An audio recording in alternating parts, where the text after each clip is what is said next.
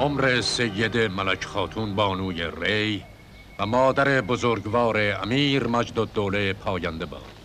سلطان معظم، سلطان ترک، ما دو پیک را به سرزمین آل بویه و ری گسیل کرد. با سلام و درود.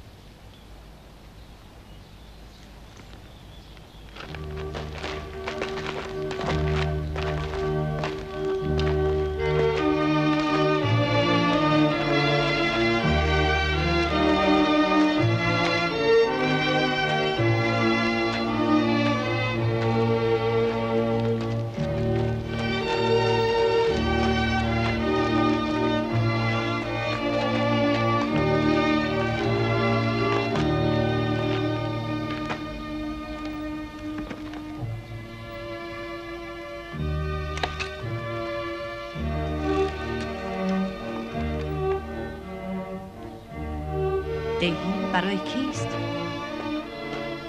برای والی ری امیر مجدالدوله از سوی سلطان ترک.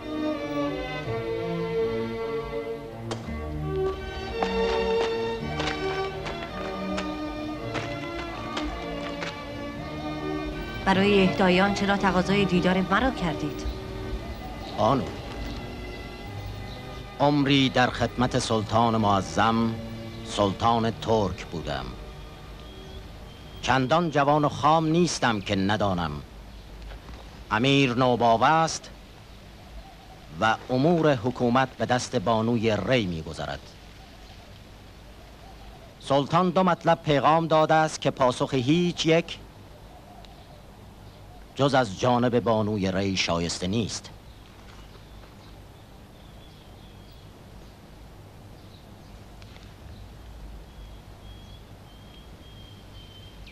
سلطانتان دو چیز از آل بویه طلب کرده است. در باب طلب اول هیچ سخن نمیتوانم بگویم. شیخ الرئیس بوعلی سینا متاعی نیست که سلطانتان او را از آل بویه طلب کند.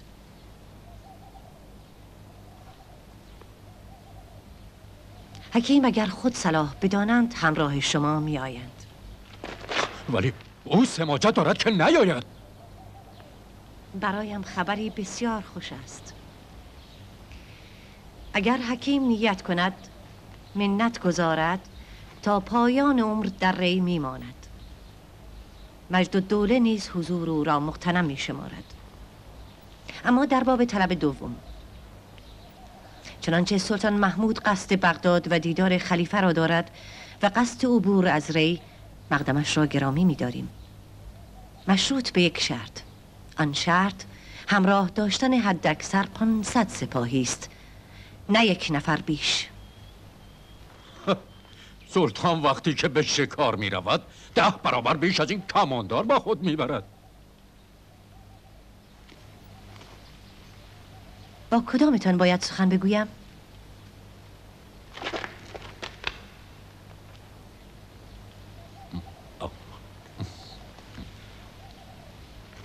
با من سخن بگویید بانو.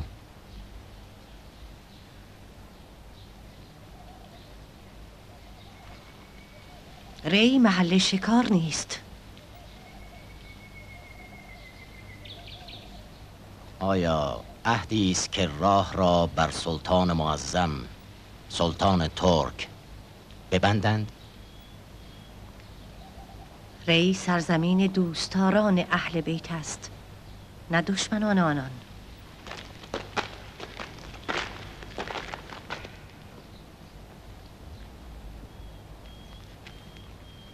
این سخنانی است که باید به عرض سلطان رسانده شود؟ آری، اما تمام نیست. به سلطانتان برسانید که هرگز نیت نکند که ری را به خاک خود علاوه کند. سلطان ترک هرگاه اراده کند با سپاهیان وارد خاک ری خواهد شد. با کدامتان باید سخن بگویم؟ خب با او سخن بگویید.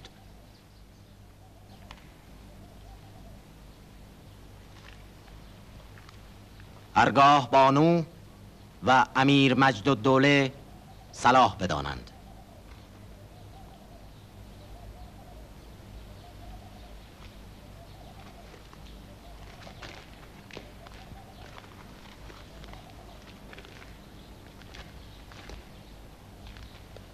پس به درستی گوش کنید. این پیغام سید ملک خاتون مادر امیر مجدالدوله است برای سلطان ترک. محمود، اگر با سپاهیان قصد ری کنی، حتما برای آیندگان ثبت خواهد شد که سلطان محمود با کودکی و با زنی مادر وی جنگید. در پی آن نمیدانم چه ثبت شود، شکست خورد یا پیروز شد. این را به تمامی به سلطانتان برسانید.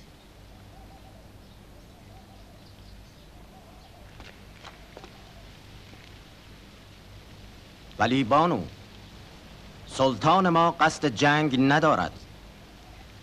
او قصد عبور از ری دارد.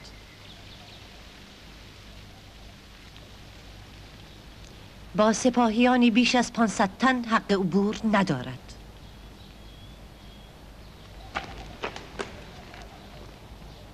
از کجا میدانید که او قصد جنگ دارد؟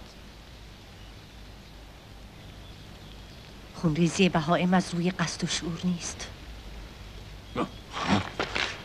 وای بر من، سلطان مرا بهیمه خواندید. پس بدانید اولین بهار جنگی در پیش است. به شرط آنکه محمود بخواهد با زنی مصاف کند. چنین نخواهد خواست. اکنون تقاضای دیگر دارم. اگر بانو روزی از گفته خود پشیمان شد، شیخ الرئیس حکیم بوعلی سینا تحفه و سفیری شایسته خواهد بود برای تجدید عهد و دوستی. تقاضایم این است که بانو این سخنان را به یاد بسپارند. میسپارم. منت دارم.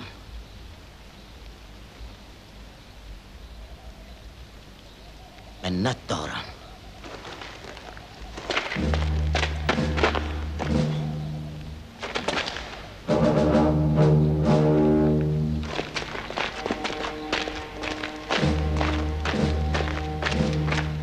قبل از غروب آفتاب ری را ترک کنید.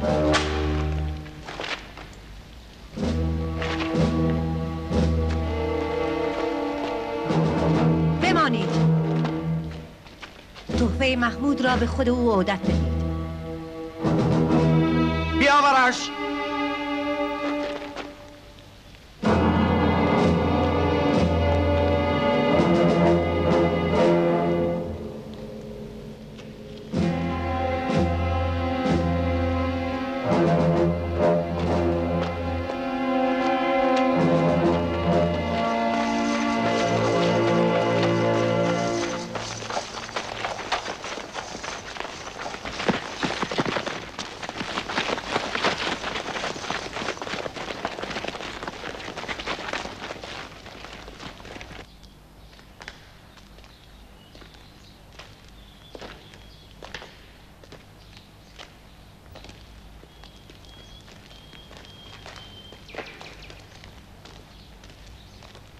تا شیخ ننشینند نخواهم نشست.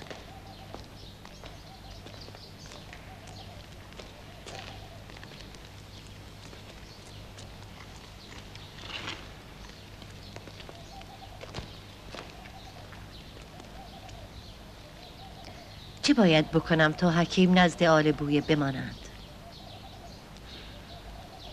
خاتون محبت را تمام کردند، اما بوعلی با خود عهد کرده که برود.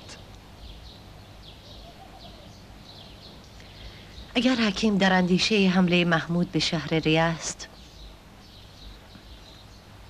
بدانید که تا من زنده هستم او به ری نخواهد آمد. گرچه از سلطان غزنوی و دربارش گریزانم، اما مطلب او نیست. پس چه؟ حکیم نمیخواهد کودکی و مادری را در حکومت ری یاری دهد؟ خاتون، بوعلی مرد حکومت نیست. بوعلی با خود عهدی دیگر دارد. مرا عفو کنید و به دل نگیرید. در ری بمانید. باید وسایل سفر آماده کنم. باید بروم.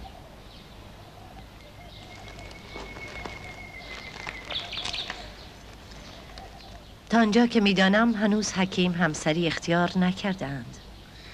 تا کنون فراغت و بخت این کار را نداشتم.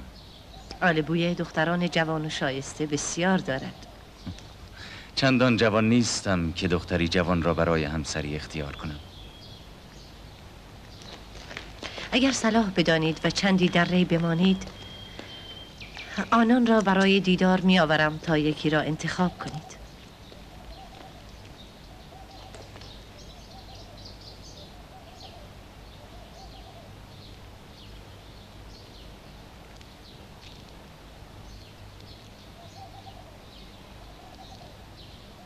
چگونه انتخاب کنم وقتی بانویی چون سید ملک خاتون میان آنان باشد؟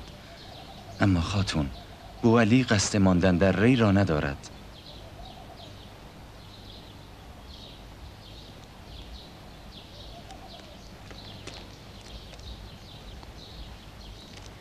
گفتید عفو کنم و به دل نگیرم.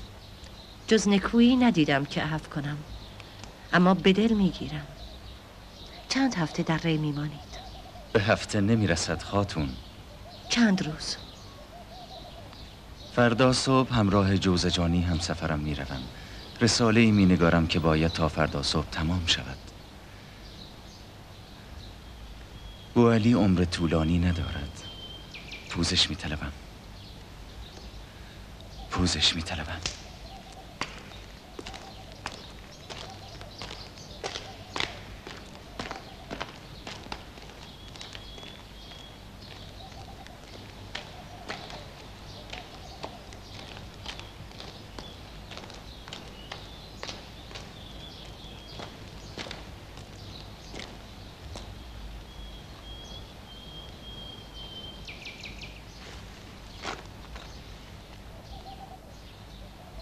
خوابی پلشت می دیدم.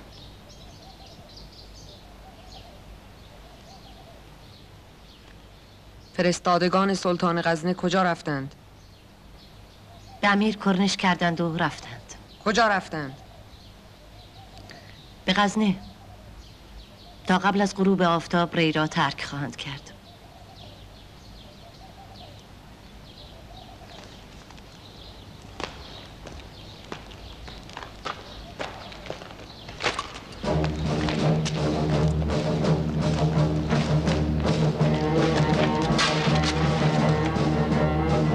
سفیران جنگ بودند. سفیران جنگ را زنده عودت نمی‌دهند. بازشان گردانید.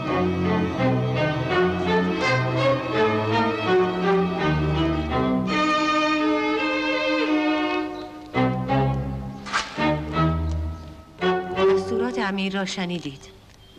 من نیز فرمانی دارم تا فردا صبح همینجا بمانید و با هیچ کس سخن نگویید.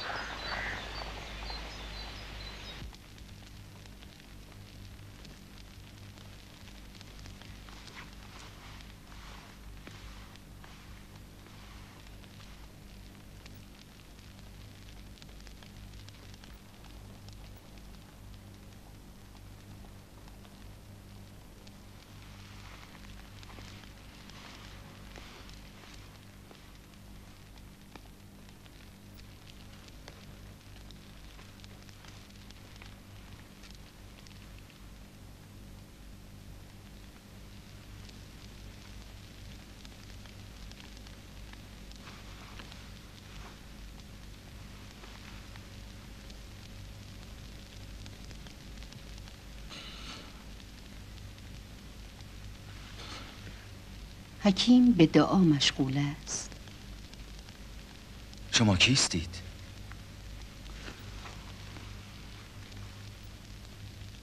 محرمی مخصوص از سوی سیده ملک خاتون.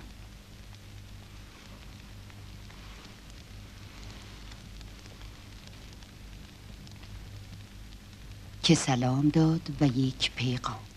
علیک السلام.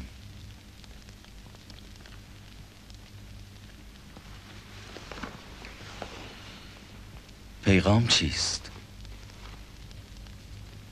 شیخ الرئیس فردا عازم است. آری. نظر سیده بر این است که شیخ الرئیس در ری بماند. سروری، استادی، پدری و کفالت مجد الدوله فرزند بانو را بپذیرد و به عهده بگیرد. این پیشنهاد به معنای آن است که حکومت ری را بپذیرم؟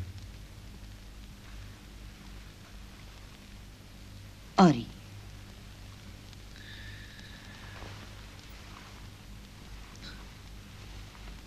بسیار سخاوتمندانه است. جاه طلبی مرا می آزمایید؟ چنین نیست.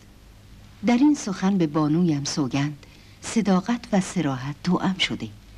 وقتی وقت تنگ است و می‌خواهید فردا بروید، راهی جز صراحت نمی‌ماند. اما از حکومت مهمتر سخنی دیگر دارم. عفو بفرمایید اگر بی پرده سخن میگویم. اگر برای گفتن مرا انتخاب کرده اند، دلیل آن است که مهری بر سیده دارم و او عنایتی بر این دایه که چون دخترم دوستش می‌دارم.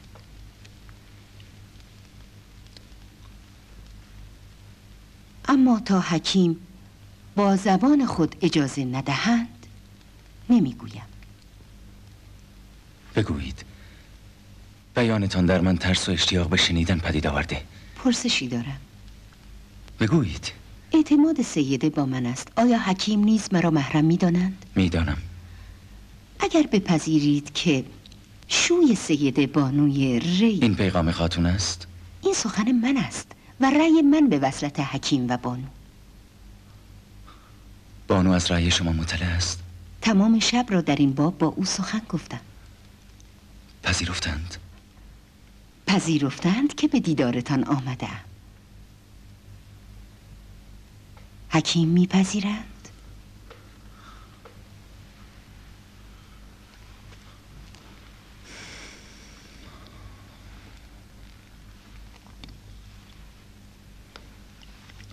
پاسخ نمیدهید؟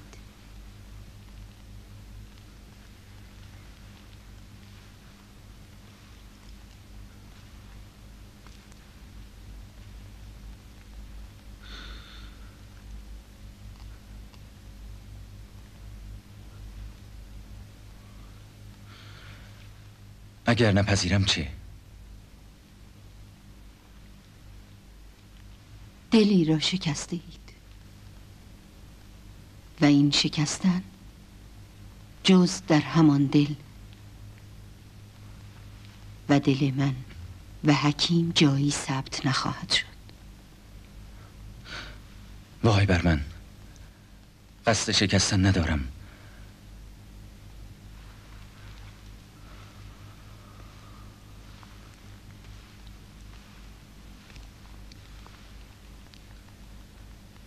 اما محرم خاتون،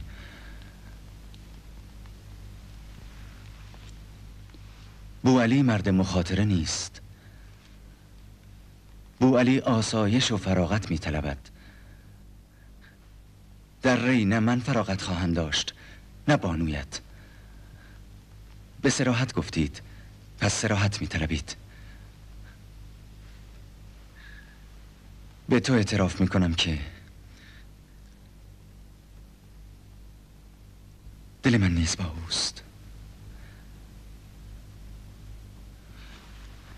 اما باید بروم. بوعلی اکنون بخت و فراغت گوش کردن به ندای دل را ندارد. باید بروم. شما با کلمات خود نه با کلمات من این سخن را به بانو برسانید. این کلام آخر است.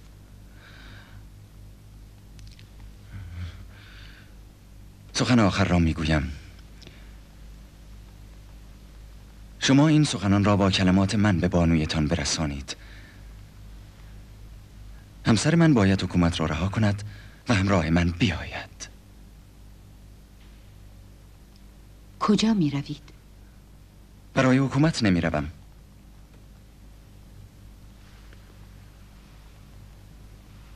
بدرود.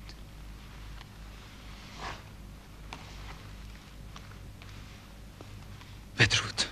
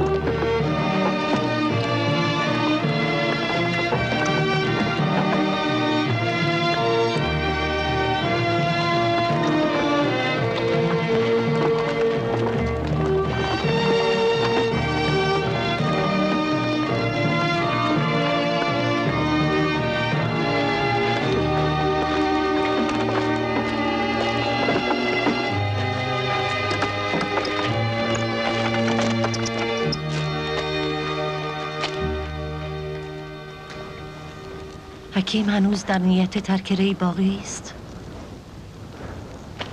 آری بانو. حکومت آل بویه در شأن حکیم نبود؟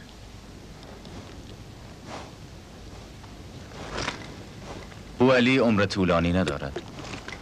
باید بسیار بخواند و بسیار بنگارد و وقتش تنگ است. مرد ملکداری و مرد حکومت نیست. گویا در سرنوشتش رقم زده اند که مادام سفر کند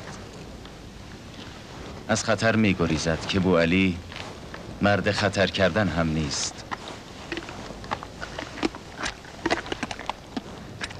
شما نیز خاتون برای فرزندتان امارت می طلبید، پس در ری بمانید. اگر حکیم میپذیرفت 100 سوار همراه وی گسیل میکردم. گمان دارم در ناشناسی بیشتر در امان هستم. پس سوار شوید، دیگر نمانید.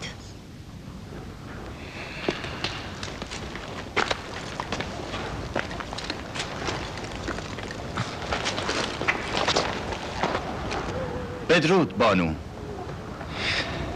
بدرود شهر ری.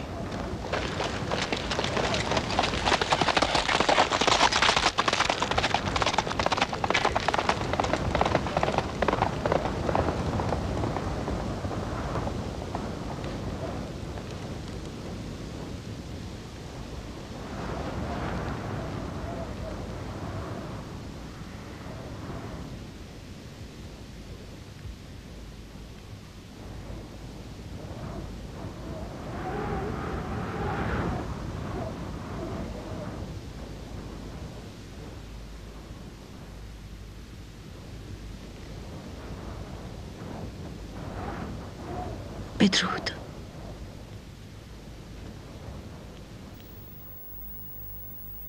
به عقل نخستین و یا قلم در زبان شرع مبین تعبیر شده.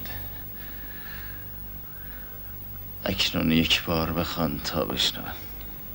از پیش شناختی که حق تعالی واجب الوجود و واحد از جمیع جهات است و شناختی که صفاتش زائد بر ذاتش نیست تا طلب نمایند افعال مختلفه را، بلکه این افعال از آثار کمال ذات اوست. محض همین نکته است که میگویند صادر اول یکی است، گرچه به جهات مختلف باشد، زیرا از ذات واحد صادر نمی شود مگر فعل واحد، چه اگر اثناییت و دوییت باشد لابد مرکب خواهد بود. پس صادر اول جسم نباشد، زیرا هر جسمی مرکب است از هیولا و صورت و این دو جزء محتاج می باشند به دو علت. پس وقتی اینطور شد محال است صدور آن دو از خدای تعالی و چون ثابت شد که در او ترکیبی نیست، پس صادر اول باید غیر از جسم باشد و آن جوهری است که از او بغل نخستین و یا قلم در زبان شرع مبین. مطلب تمام نشده که برخواستی. امیر شمس الدوله، امیر همدان و مضافات آن اینجایند. سلام بر حکیم.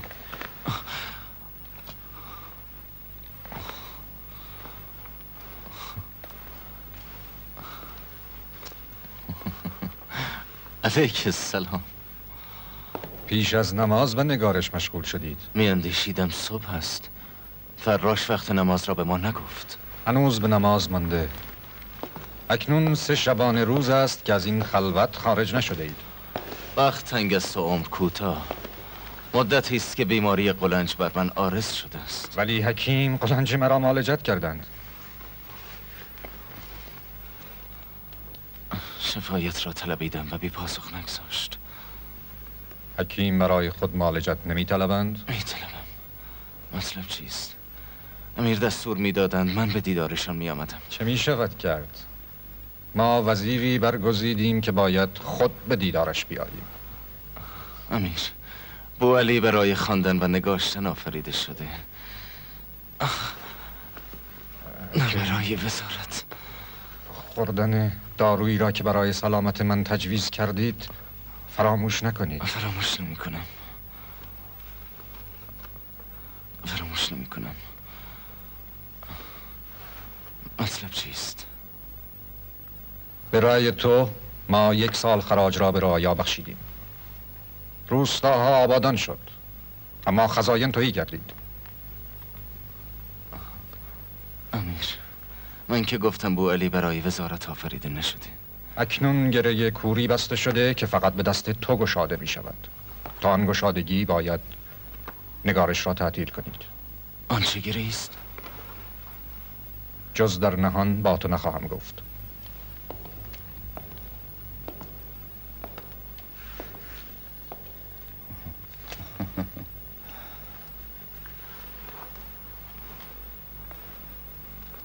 ابو عبید،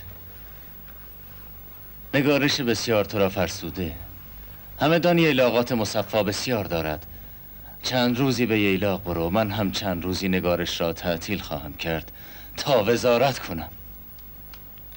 میترسم خوردن دارویتان را فراموش کنید. نه، فراموش نمی کنم. برو.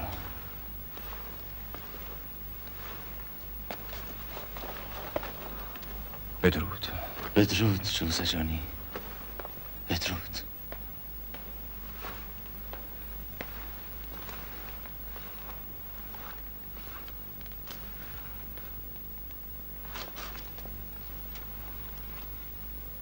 سران قبایل بویهیان و دیلم علیه من توطئه کردند. سرداران و سران سپاهیان را علیه من میشورانند. مادامی که سران سپاه از امیر جیره میگیرند، توطئه به جایی نمیرسد. مطلب همینجاست. اکنون 1/2 سالی است که جیره آنان به تعویق افتاده. خزینه به تمامی تهی است. از من خواستند که از سلطان مسعود فرزند محمود غزنوی که به تازگی بر جای سلطان مرده نشسته وام بگیرم. فرزند محمود به امیر وام خواهد داد. آری، اکنون فرستادگان او در همدانند و در انتظار که پاسخ مرا به سلطانشان برسانند.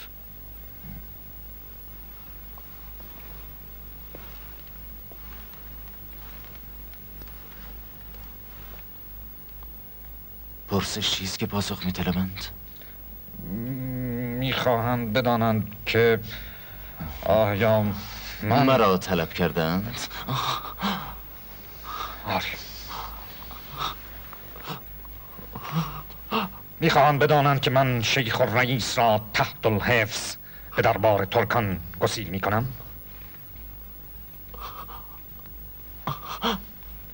حکیم از سخن من رنجیده شد؟ خیر، از قلنج درد میبرم.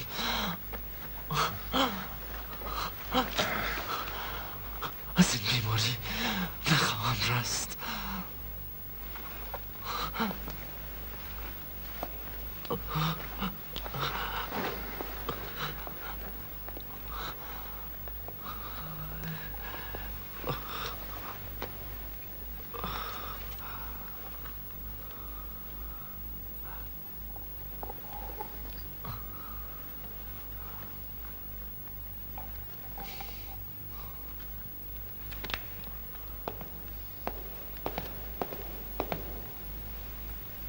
هرگز رضا به فروش حکیم به سلطان ترک نیستم.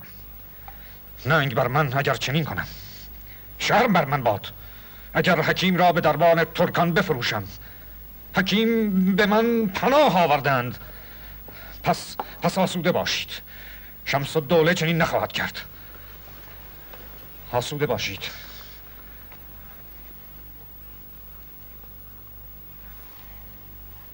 برای پرداخت رستاد و مستمری سپاهیان چقدر کسری دارید؟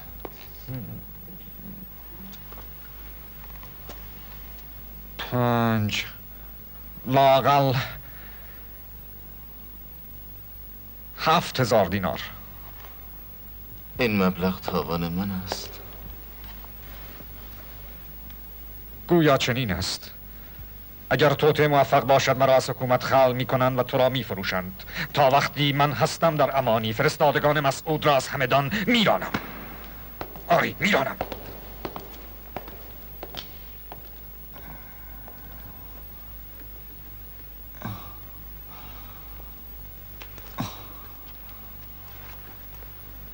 پس سلطان محمود مرد. با من بیایید. نمی شود از تاوان او گذشت. 7,000 دینار پول کلانی است. شاید سلطان مسعود بیش از آن هم بدهد. از حکیم به درستی مراقبت کنید. اطاعت. نه بمیرد نه بگریزد. اطاعت.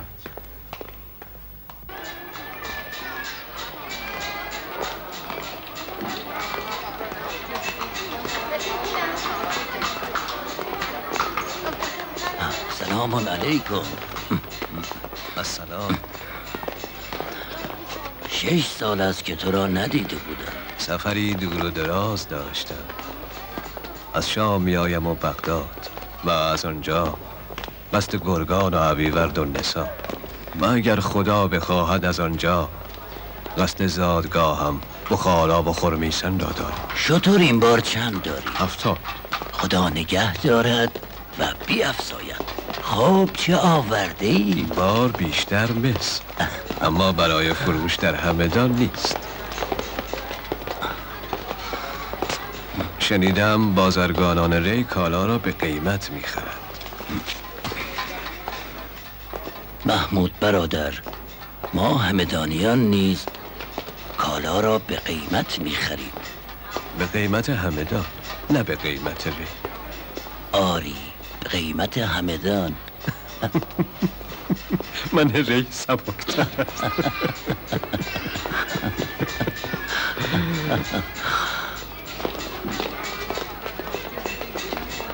چه خبر است که همه به سمت چهارسوق می روند؟ مگر نمیدانی امروز شیخ الرئیس وزیر شمس الدوله معزول را به زندان میبرند. وزیر امیر همدان را به زندان میبرند؟ میگویند وظیفه وجیره سپاهیان بیت المال را تلف کرده. میاندیشم 7,000 دینار مخارج لهو و لعب خود امیر شده، اما وصله را به دامن وزیرش دوخته. شیخ الرئیس عالمترین مرد عصر است. او دیگر کیست؟ چگونه شیخ الرئیس حکیم بو علی سینا را نمیشناسی؟ مگر او در همدان است؟ پس او را میشناسی. چگونه نشناسم؟ از یک پدر و یک مادر زاده شده ایم. بو علی حسین برادر من است.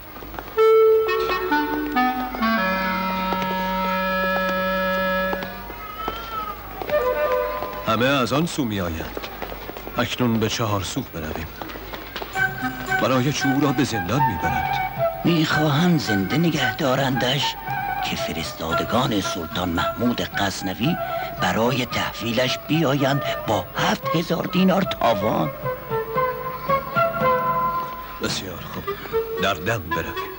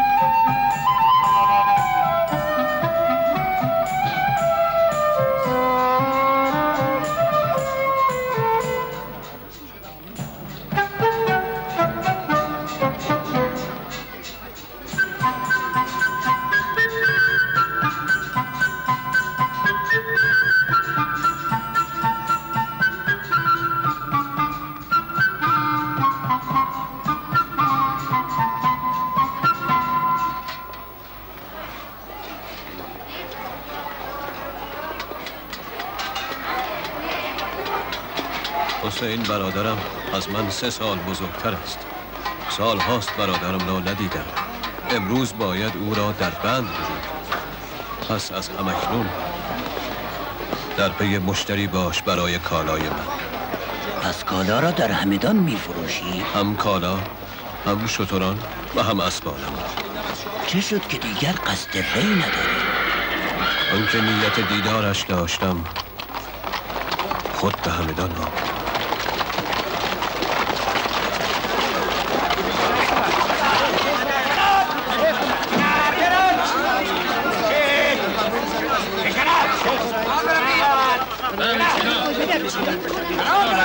حکیم، یک سوال دارم از حکیم. میپرسم و میروم. بگذارید سوال کنم. حکیم، مرا میشناسی؟ آری، تو محمود برادر منی. حسین، نزدیک 40 سال است که دیگر را ندیده ای. از کجا دانستی؟ میگویند بوعلی سینا همه چیز را میداند. این کلامی زیاده است. آنکه علم غیب دارد من نیستم. از چشمانت است و از صدایت که چون صدای مرحوم پدرمان است. خبر فوت او به من رسید، اما از تو هیچ خبر نداشتم. من نیز خبری از تو نداشتم. من حال روز مرا که میبینم، حال روز تو چیست؟ خالو همانطور که گفته بود از من تاجری ثروتمند ساخت و اکنون 8 سالی می شود که به رحمت خدا رفت. خدایش بیاموزد. کاش مرا هم با خود برد. کاش مرا هم همراه خود برد. کاش در کودکی مرا هم با خود می برد. در آن صورت من اکنون چون تو تاجری ثروتمند بودم، نه عالمی در بند رهایت نمی کنم، تنهایت نمی گذارم. تنها نیستم، دلواپس من نباش. خدا با من است، این دوستان هم با من. دیگر بس است. این بازرگان را از سر راه دور کنید. حق 1 سال بیشتر ندارد.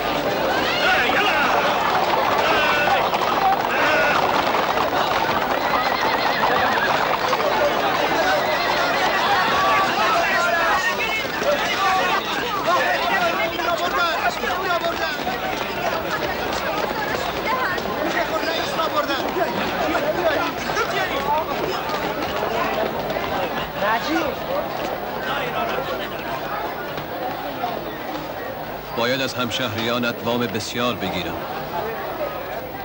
تو ضامن من میشوی؟ آری، به شرط آنکه خود مرا معاف کنی. تو را هم معاف نمی کنم که 7000 دینار پول میخواهم. باشد، دریغ ندارم. شیخ الرئیس برای بازاریان همدان عزیز است. تا آنجا که میدانم تو نزد بازاریان اعتبار بسیار داری. برادر محمود، اصلا و ابدا مکدر نباش. اگر من اعتبار ندارم، شیخ الرئیس نزد بازاریان همدان معتبر است.